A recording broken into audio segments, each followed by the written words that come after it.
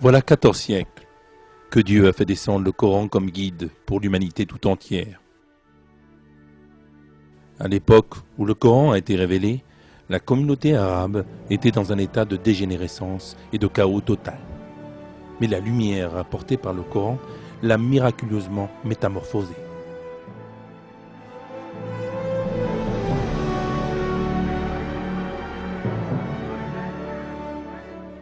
Avant l'islam, les Arabes étaient un peuple barbare et idolâtre, pratiquant l'infanticide et considérant les guerres et les effusions de sang comme des vertus.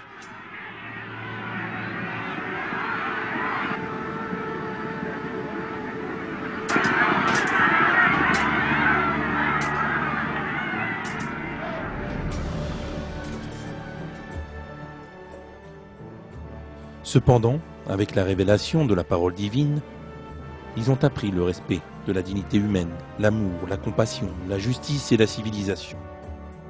Ceci est vrai pour les Arabes, mais également pour toutes les communautés qui ont embrassé l'islam et se sont illuminées par la sagesse divine en se libérant de l'obscurantisme des âges de l'ignorance. La pensée scientifique fait partie des nombreux bienfaits dont le Coran est porteur.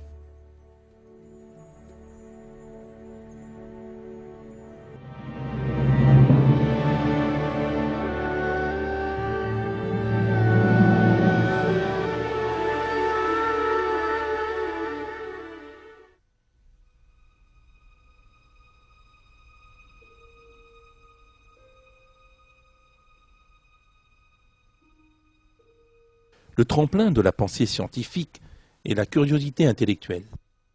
C'est en se demandant comment l'univers et la nature évoluent que les hommes cherchent, mais la plupart des individus n'ont pas cette curiosité positive.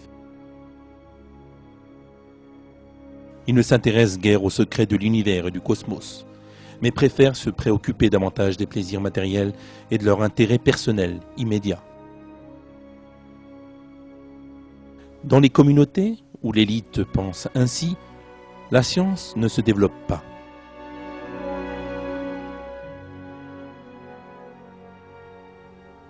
La communauté arabe, avant la révélation du Coran, était ainsi. Mais les versets coraniques les ont exhortés à réfléchir, à chercher et à utiliser leur raison.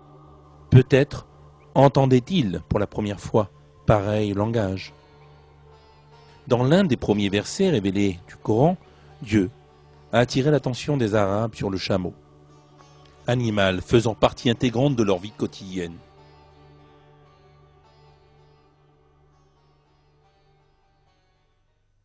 Ne considèrent-ils donc pas les chameaux, comment ils ont été créés, et le ciel, comment il est élevé, et les montagnes, comment elles sont dressées, et la terre, comment elle est nivelée? Eh bien, rappelle, tu n'es qu'un rappeleur.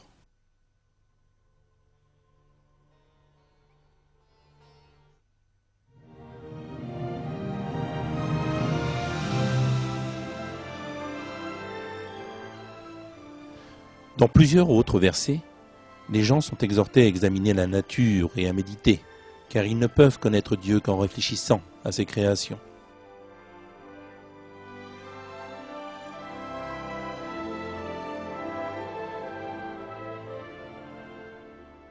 C'est pourquoi Dieu définit les musulmans comme étant ceux qui réfléchissent à la création des cieux et de la terre.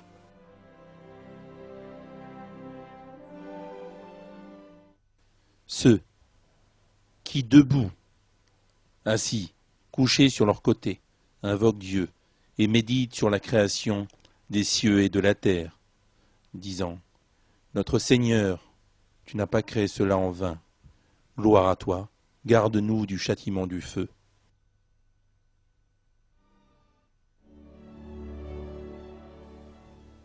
Par conséquent, pour le musulman, la science est une forme très importante d'adoration de Dieu. Dans plusieurs versets, Dieu encourage les musulmans à faire des investigations sur les cieux, la terre, les êtres vivants ou sur leur propre existence. L'étude des versets montre que Dieu donne des indications sur toutes les branches principales de la science. Dieu évoque par exemple la science de l'astronomie de la façon suivante.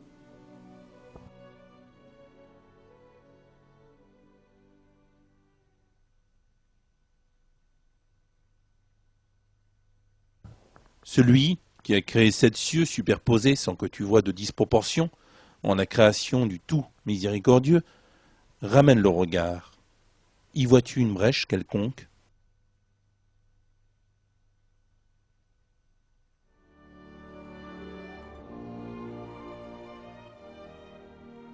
Dans un autre passage, Dieu encourage la méditation sur l'astronomie et sur la géologie, en rappelant: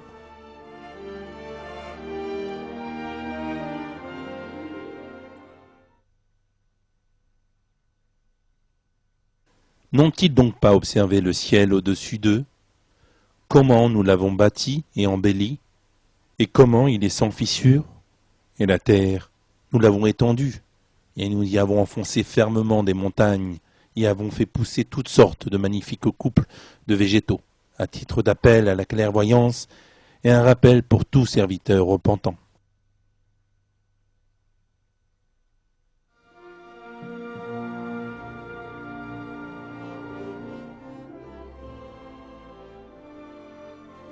Dieu encourage également l'étude de la botanique.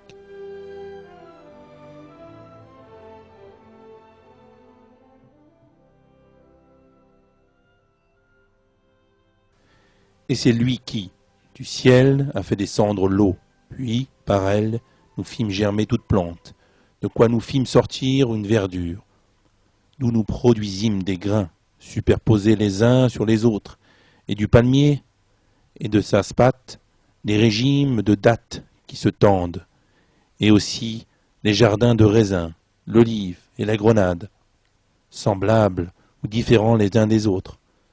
Regardez leurs fruits au moment de leur production et de leur mûrissement. Voilà bien là des signes pour ceux qui ont la foi.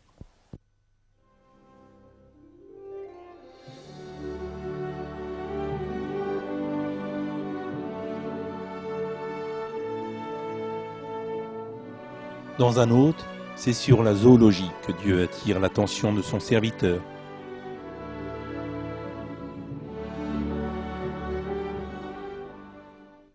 Il y a certes un enseignement pour vous dans les bestiaux.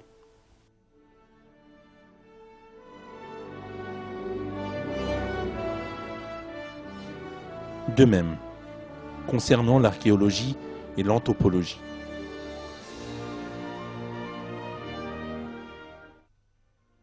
N'ont-ils pas parcouru la terre pour voir ce qu'il est advenu de ceux qui ont vécu avant eux?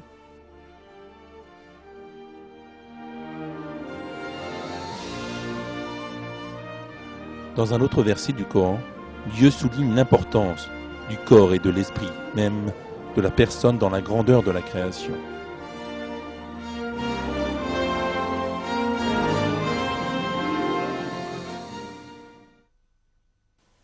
Il y a sur terre des preuves pour ceux qui croient avec certitude, ainsi qu'en vous-même. N'observez-vous donc pas?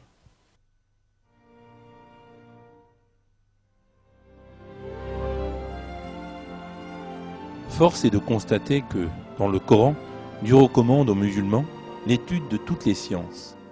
C'est la raison pour laquelle l'expansion de l'islam à travers l'histoire est allée de pair avec un progrès remarquable de la pensée scientifique.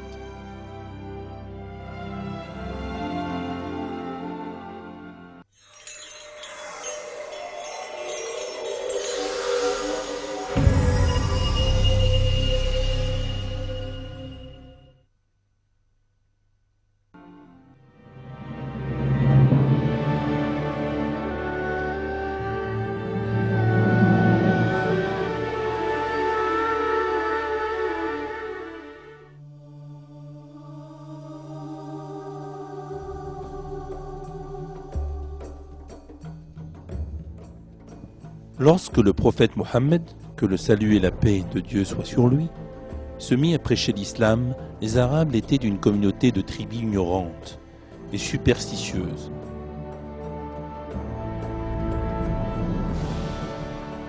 C'est grâce à la lumière du Coran qu'ils ont été sauvés des croyances païennes pour suivre le chemin de la raison. C'est alors que l'un des développements les plus étonnants de l'histoire de l'humanité eut lieu en quelques décennies. L'islam, qui émergea au sein de toute la petite cité médinoise, se répandit de l'Afrique jusqu'à l'Asie centrale. Les Arabes, qui auparavant ne pouvaient même gouverner une petite cité en harmonie, devinrent maîtres d'un empire mondial. Dans son livre « The Straight Path », le droit chemin, l'expert américain en islamologie, le professeur John Esposito, décrit l'aspect miraculeux de l'ascension de l'islam en ces termes. Le fait le plus marquant, à propos de la première expansion de l'islam, est sa rapidité et son succès. Les académiciens occidentaux s'en sont émerveillés. En l'espace d'une décade, les forces arabes défirent les armées byzantines et perses pour conquérir l'Irak, la Syrie, la Palestine, la Perse et l'Égypte. Les armées musulmanes prouvèrent qu'elles étaient puissantes et conquérantes, sans être pilleuses ni destructrices.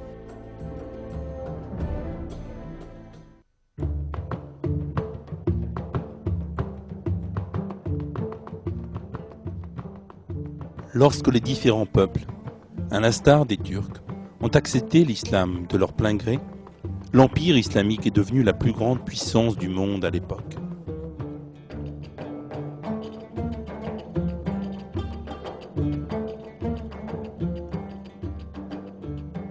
L'une des principales forces de l'empire musulman était le développement scientifique sans précédent dont il était porteur. À l'époque où l'Europe souffrait d'une ignorance moyenâgeuse manifeste, le monde islamique abritait le plus grand patrimoine de connaissances scientifiques connu jusqu'alors. La médecine, les mathématiques, la géométrie, l'astronomie, pour ne citer qu'elles, ont été approfondies avec brio, tandis que les nouvelles sciences, telles que la sociologie, ont été développées pour la première fois dans l'histoire. Certains commentateurs ont tenté d'expliquer ce prodigieux développement scientifique islamique par une influence de la Grèce antique. Mais la véritable originalité de la science islamique résidait dans l'expérimentation et l'observation pratique dont faisaient preuve les scientifiques musulmans. Dans son livre de Middle East, le Moyen-Orient, le professeur Bernard Lewis, expert de l'histoire du Moyen-Orient, explique ceci. Les réalisations de la science islamique médiévale ne se sont pas limitées à la préservation du savoir grec, ni à l'incorporation de recueils d'éléments d'un Orient plus lointain et plus ancien. Cet héritage que les scientifiques islamiques médiévaux ont légué au monde moderne a été le fruit de leurs propres efforts et de leurs contributions. Contrairement à la science grecque, qui dans l'ensemble tendait à être théorique, la science du Moyen-Orient médiéval aspirait à beaucoup plus de pratique, notamment dans des domaines tels que la médecine, la chimie, l'astronomie ou l'agronomie. L'héritage classique a donc été largement clarifié et complété par les expériences et les observations du Moyen-Orient médiéval.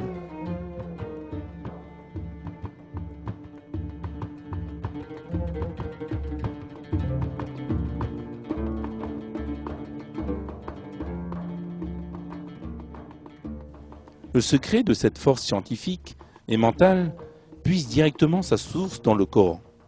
Les écrits d'un scientifique musulman de l'époque, extraits de son journal privé, démontrent de façon saisissante à quel point le concept de la science basé sur le Coran était vivant. Ainsi, pendant 1 an et demi, je me suis dévoué à l'étude. J'ai repris des études de logique et de philosophie. Durant ce temps, je n'ai jamais dormi la nuit et je n'ai jamais fait qu'étudier à longueur de journée. Chaque fois que je me trouvais confronté à un problème, j'allais à la mosquée. Prier et supplier le Créateur de l'univers de me révéler ce qui m'était caché et de me faciliter la réflexion. Puis, la nuit, je regagnais ma demeure, posais une lampe devant moi et recommençais à travailler, lisant et écrivant. J'ai continué ainsi jusqu'à maîtriser toutes les sciences que l'on pouvait humainement détenir. L'Andalousie, berceau de la science musulmane, est devenue un centre majeur de l'innovation et du développement, particulièrement dans le domaine médical. Les médecins musulmans étudiaient des branches aussi variées que la pharmacologie, la chirurgie, l'ophtalmologie, la gynécologie, la physiologie, la bactériologie et l'hygiène. Ils ont d'ailleurs fait d'importantes découvertes bouleversantes, ainsi les fondements de la science moderne. Parmi ces nombreux scientifiques musulmans, on peut citer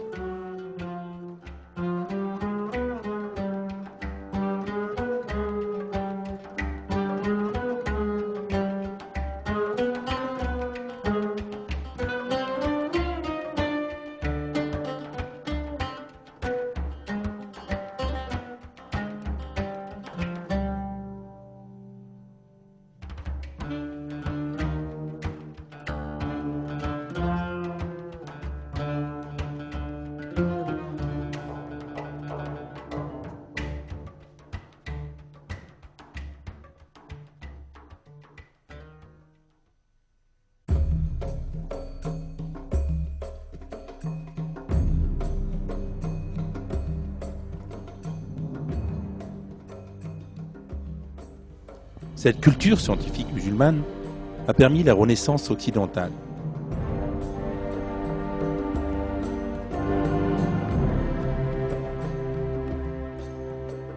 Les scientifiques musulmans agissaient dans le but ultime de découvrir Dieu à travers sa créature.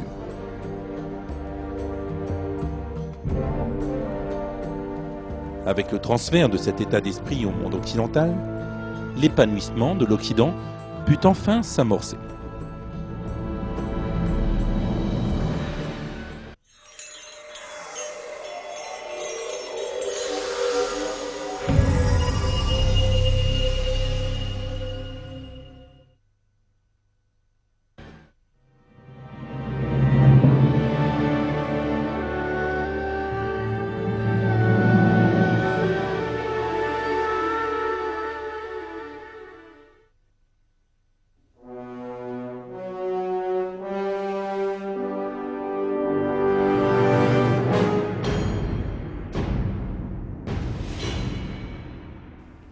L'Europe médiévale était gouvernée par le régime dogmatique de l'Église catholique. Cette dernière s'opposait à la liberté de penser et persécutait les scientifiques jugés hérétiques. On pouvait être puni par l'Inquisition, simplement pour avoir émis des opinions différentes ou des croyances dissidentes.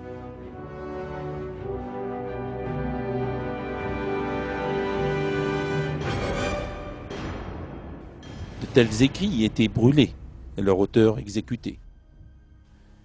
Les exactions commises à l'encontre des chercheurs du Moyen-Âge sont souvent mentionnées dans les livres d'histoire. Mais certains ont faussement interprété la situation en qualifiant les scientifiques d'anticléricaux. En réalité, les grands chercheurs qui se sont opposés à la bigoterie de l'Église étaient très souvent de fervents croyants, qui n'étaient pas contre la religion mais s'opposaient aux dogmes de l'Église. Le célèbre astronome Galilée, que l'Église condamna pour avoir déclaré que la Terre tournait, dit d'ailleurs ceci. « Je présente d'infinis remerciements à Dieu pour son extrême bonté qui m'a permis d'être le premier observateur des merveilles tenues cachées dans l'obscurité durant tous les siècles passés. » Les autres scientifiques qui ont établi la science moderne étaient pour la plupart croyants. Kepler, perçu comme le fondateur de l'astronomie moderne, a répondu à ceux qui s'interrogeaient sur son dévouement à la science en ces termes. « J'avais l'intention de devenir théologien, mais maintenant, je vois comme Dieu est glorifié en astronomie, les cieux proclament sa grandeur sans cesse. »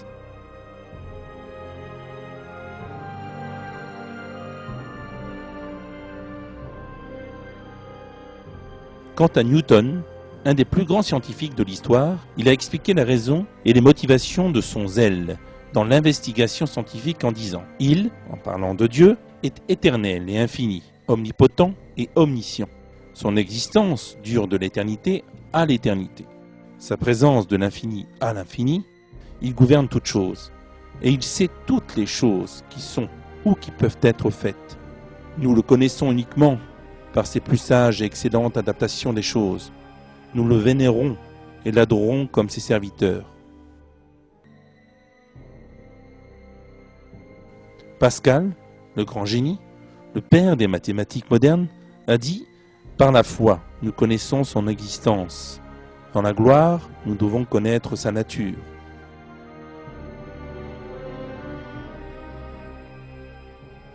Von Helmont. Un des grands chimistes de l'époque moderne, inventeur du thermomètre, a déclaré que la science faisait partie de la foi.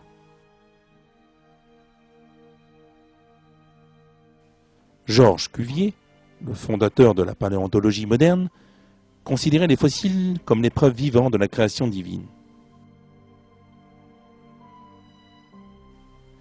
Carl Linnaeus, premier chercheur à systématiser la classification scientifique, croyait en la création divine et estimait que l'ordre de la nature était une preuve significative de l'existence de Dieu. Gregor Mendel, moine et fondateur de la génétique, s'opposait aux théories de l'évolution de son temps, comme le darwinisme et le lamarckisme.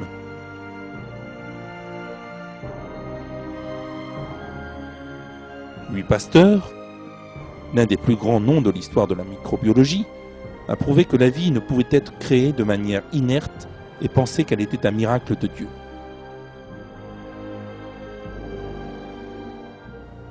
Le célèbre physicien allemand Max Planck avait l'intime conviction que le créateur de l'univers était Dieu et insistait sur le fait que la foi était une qualité nécessaire des hommes de science.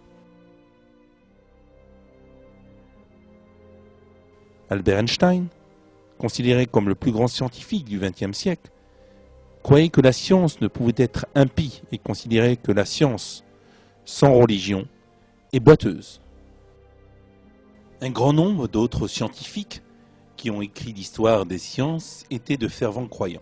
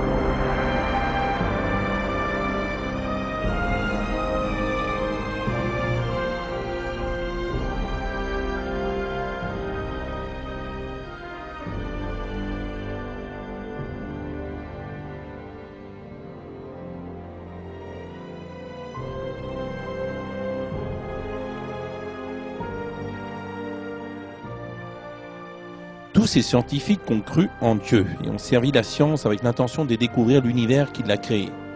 Comme Dieu l'a décrété dans le Coran, ils ont médité sur la création des cieux et de la terre et sont allés à la recherche de la connaissance divine.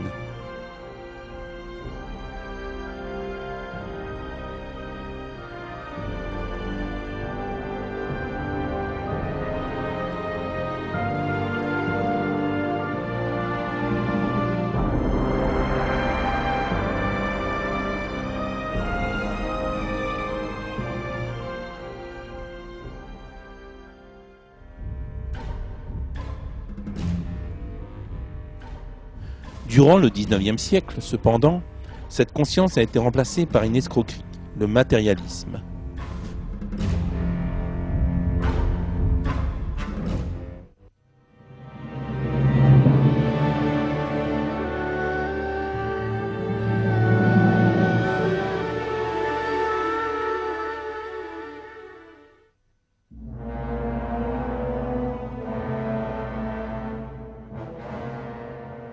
Le XIXe siècle est la période qui a témoigné des égarements les plus grotesques de l'histoire humaine.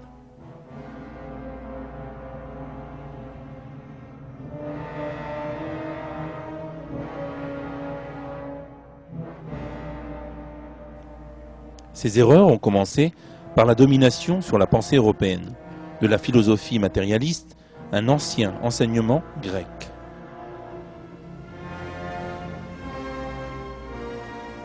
L'exemple le plus patent de cette déviance et la théorie de l'évolution de Darwin.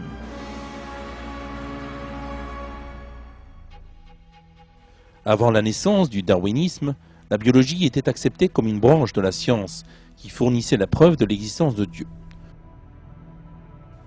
Dans son livre Natural Theology, Théologie naturelle, le célèbre biologiste William Paley soutenait que, puisque l'existence de chaque horloge prouve l'existence d'un horloger, les conceptions naturelles prouvent l'existence de Dieu.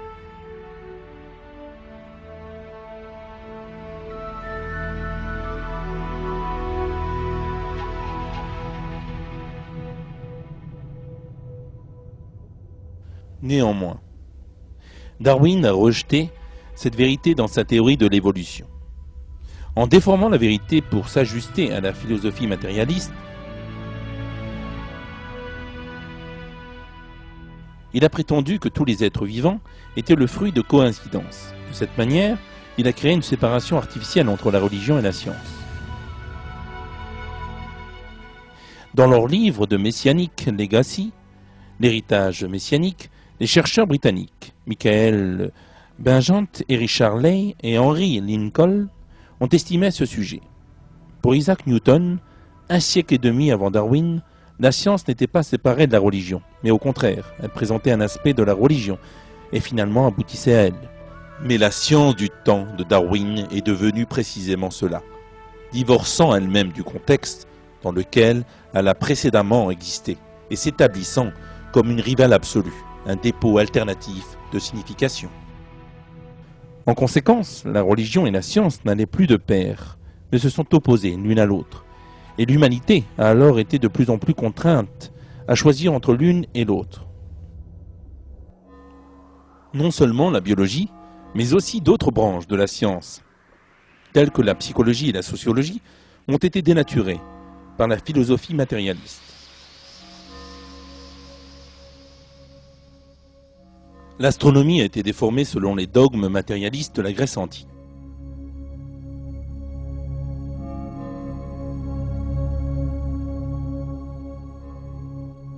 La nouvelle aspiration de la science n'étant alors que de confirmer la philosophie matérialiste.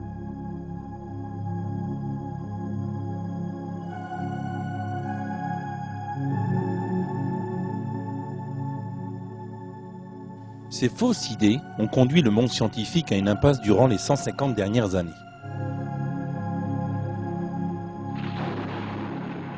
Des milliers, voire des dizaines de milliers de scientifiques de différentes branches ont travaillé dans l'espoir de pouvoir prouver le darwinisme ou d'autres théories matérialistes en vain. Le 19e siècle est la période qui a témoigné des égarements les plus grotesques de l'histoire humaine. Les vérités scientifiques ont montré exactement l'opposé de la conclusion à laquelle ils voulaient aboutir. Elles ont, en effet, confirmé la vérité absolue de la création divine. Aujourd'hui, le monde de la science est surpris par cette vérité. Lorsque la nature est examinée, il en émerge une architecture précise et une parfaite conception de chaque détail de l'univers, remettant ainsi en cause les fondements de la philosophie matérialiste. L'extraordinaire structure de l'ADN, par exemple, a montré aux scientifiques qu'il ne s'agissait ni d'un accident, ni d'une coïncidence. L'ADN, contenu dans une simple cellule humaine, contient en effet assez d'informations pour remplir une encyclopédie de près de 900 volumes. Gene Myers, scientifique de la société CELRA et directeur du projet du génome humain, dit ceci. « Ce qui me sidère réellement, c'est l'architecture de la vie. Le système est extrêmement complexe. C'est comme s'il avait été conçu. Il y a une formidable intelligence dedans.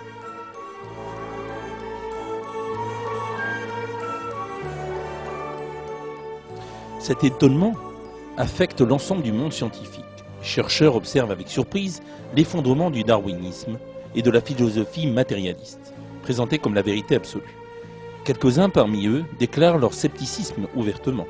Dans son livre « La boîte noire de Darwin », le professeur américain de biochimie, Michael Behe, décrit ainsi la situation du monde scientifique. Durant les 4 dernières décennies, la biochimie moderne a dévoilé les secrets de la cellule. Le progrès était durement atteint. Il a nécessité des dizaines de milliers de personnes dédiant leur vie au travail pénible du laboratoire. Le résultat de ces efforts cumulés pour examiner la cellule, représentant la vie au niveau moléculaire, est une découverte de toute première importance. Ce résultat est tellement signifiant qu'il doit être classé comme l'une des plus formidables réussites dans l'histoire de la science. Mais curieusement, aucune effusion de joie ne s'est produite. Pourquoi la communauté scientifique n'adopte pas massivement cette découverte sensationnelle? Le dilemme reste entier, car tandis qu'un côté, la question est étiquetée, conception intelligente, l'autre côté doit être étiqueté Dieu.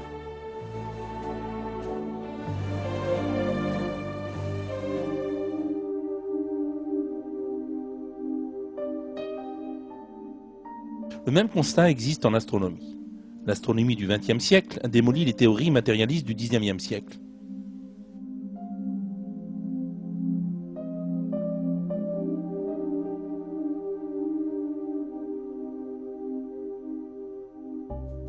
Avec la théorie du Big Bang, il a été découvert que l'univers avait un début, le moment de la création.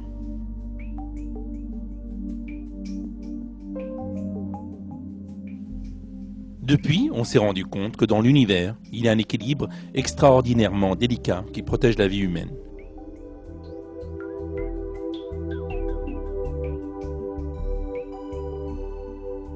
Pour ces raisons, dans le monde de la physique et de l'astronomie, l'athéisme est en rapide déclin, comme le remarque ironiquement le physicien américain Robert Griffiths. Si nous avons besoin d'un athée pour un débat, je vais au département de philosophie. Le département de physique n'est pas très utile à ce niveau. En définitive, de nos jours, la philosophie matérialiste s'effondre. La science redécouvre certains faits très importants, rejetés par la philosophie matérialiste, et de cette manière, un nouveau concept de la science renaît. La théorie du dessein intelligent.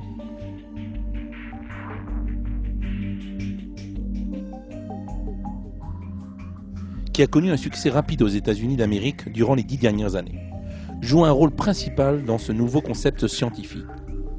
Elle considère le darwinisme comme la plus grotesque erreur de l'histoire scientifique. Le dessein intelligent présent dans la nature prouve en effet incontestablement la création.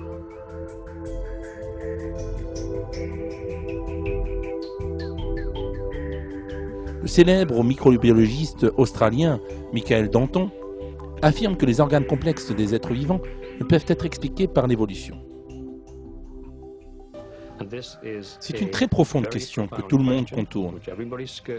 Tout le monde frôle par-dessus et tout le monde essaie de balayer sous le tapis. Le fait est que la majorité de ces adaptations de nature complexe ne peut être adéquatement expliquée par l'émergence d'une série de formes intermédiaires. Et ceci constitue en effet, autant que je sois concerné, un problème fondamental. Le fait qu'il y ait tellement de ces choses prouve qu'il y a quelque chose de faux dans la théorie de l'évolution. Le bon sens me dit qu'il doit y avoir quelque chose de faux.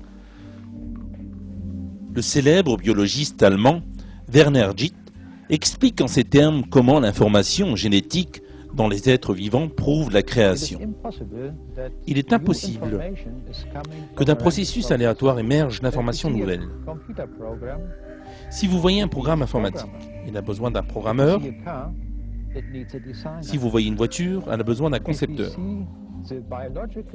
Si vous voyez une information biologique dans les cellules, alors vous devez dire, et c'est une bonne conclusion, qu'elle a besoin d'un créateur qui a émis des programmes des gènes, conçu des protéines et créé les organes. Il est nécessaire d'avoir cela en tête. Alors, nous pouvons effectivement dire que l'évolution est un processus impossible. Le professeur américain de biochimie, Michael Bay, explique pourquoi la création est un fait scientifique en ces termes. Je pense que la conclusion du dessein est une conclusion scientifique, une conclusion empirique, basée entièrement sur le système observable. L'univers et la vie étaient prévus, et ils sont le produit d'une activité intelligente. Il apparaît important de souligner que cette idée vient de la science progressive et non de ce que nous ne connaissons pas, c'est-à-dire plutôt de ce que nous avons appris durant les 50 dernières années. Le philosophe américain Philip Johnson résume le processus scientifique ainsi. Nous sommes ici comme produit d'un créateur intelligent qui nous a amenés à l'existence pour réaliser un objectif. Notre existence et celle d'autres êtres vivants sont dues à une activité consciente et intentionnelle d'un créateur.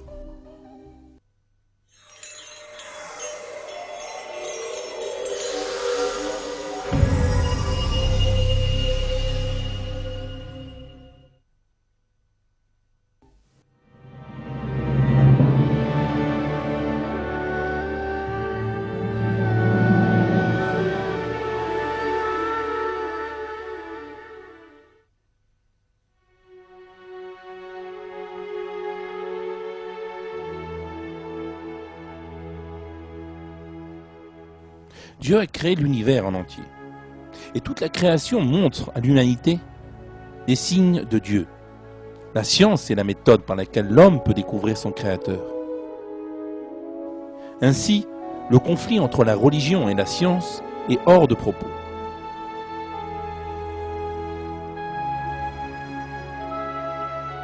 Au contraire, l'islam encourage la science.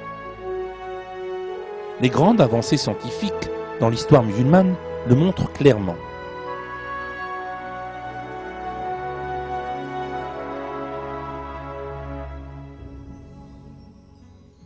Aujourd'hui, théoriciens du XIXe siècle, promoteurs de la confusion entre science et philosophie, matérialistes ont perdu toute crédibilité.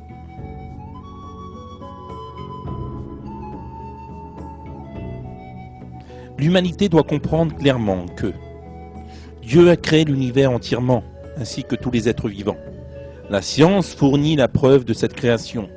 Le Coran, porteur de cette vérité depuis déjà 14 siècles, montre le chemin de la science.